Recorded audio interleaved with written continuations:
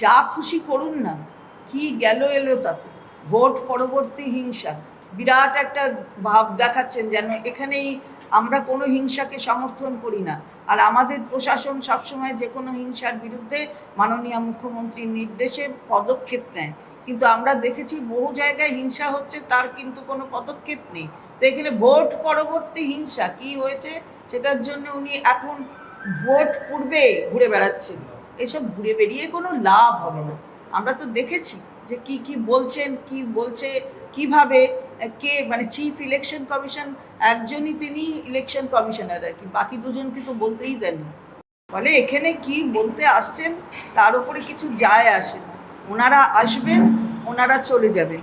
ওনারাই তো আগের বারে বলেছিলেন আপকা বার 200 পার, একেবারে দিল্লিকে উসপার করে দিয়েছেন মানুষ। আর ওনারাই কেউ কোনো নেতা বলছেন 177, মানে 200 থেকে 177 হয়ে গেছিল, আবার 177 থেকে কমে 170 হয়েছে। এইরকম কমতে কমতে কমতে কমতে কোথায় যাবে বাংলার মানুষ দেখে দেবে চৌঠা মিনিট।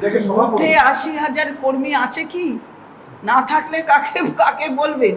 কাকে তৈরি করে বসিয়ে দেবেন, দিয়ে বলবেন আমি ভার্চুয়ালি বললাম? মাটির সাথে যাদের যোগাযোগ নেই তারা ভার্চুয়াল বলে কোনো লাভ হবে না। সুতরাং কর্মীই তো নেই, 80,000 কর্মী কোথায়? এই যে BLA 2 হয়েছিল যখন, এই প্রক্রিয়ায় দেখেছেন 80,000 বুথে পদ্ম ফুলের নিয়ে যেতে কাউকে। সুতরাং এসব বলে লাভ হবে না। এগুলো দেখাবার জন্যে, বলার জন্যে, একটা মানে কিছু একটা ক্রিয়েট করার জন্য, হাইপোথেটিক্যাল কিছু ক্রিয়েট করা, সেইগুলো ওই হাইপোথেটিক্যালই থাকবে, অন্য কিছু হবে না। হ্যাঁ, এটা আমি বলতে পারবো না। ওনার ওখানে, উনি বহরমপুরের নেতা, এবং তাকে ঘিরে কেন বহরমপুরের মানুষ গো ব্যাক করছে সেটা ওনাকে বুঝতে হবে। যে ওনার নিশ্চয়ই কোথাও কোনো কিছু আছে ফাঁকফোকর, যার জন্য মানুষ ক্ষিপ্ত হয়েছেন, মানুষ এভাবে বলছেন।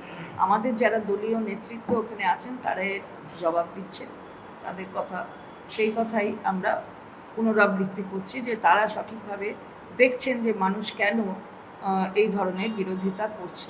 একজন প্রার্থী যাবে, তাকে গো ব্যাক কেন করবে সেটা দেখছি।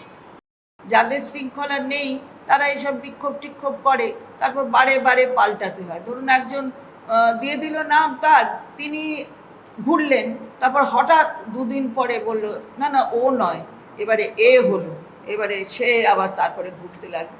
তো এই যে একটা তৈরি করা বিভ্রান্তি, সেটা মানুষ দেখছেন। এদের মধ্যে আসলে মাটির সাথে যারা নেই, যারা বাংলার মানুষকে চেনেন না, যারা বাংলার মানুষের সঙ্গে ওতপ্রোতভাবে কেন কিছুভাবেই তারা জড়িত নয়, তারা তো এরকম হবেই। গতকালও 3 জন দেখলাম তাদের অদল বদল হয়েছে জায়গা।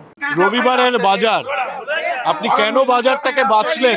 শুধু জনসংযোগ নয়, আপনার এই মাছের সপক্ষে স্লোগানটা নিয়েই বুঝতে পারছি। অবশ্যই দেখলেন না, আমাকে একটা ইলিশ মাছ দিল স্বরাষ্ট্রমন্ত্রী, তিনি 15 দিন থাকবেন বলেছেন, আমরা মেনুও ঠিক করেছি, তার মধ্যে ভাপা ইলিশ আছে। উত্তর দমদম থেকে মাছ যাবে, যেতে পারে, বলা যায় না। আমাদের এখানে মাছের বাজার খুব ভালো। হ্যাঁ, সেটা তো দেখতে পাচ্ছি। এখানে মাছই এবার যাবে অমিত শাহ। আমরা তো চাইবো উনি খান, এখানকার ডেলিকেসি যেগুলো সেগুলো তো খেতে হবে।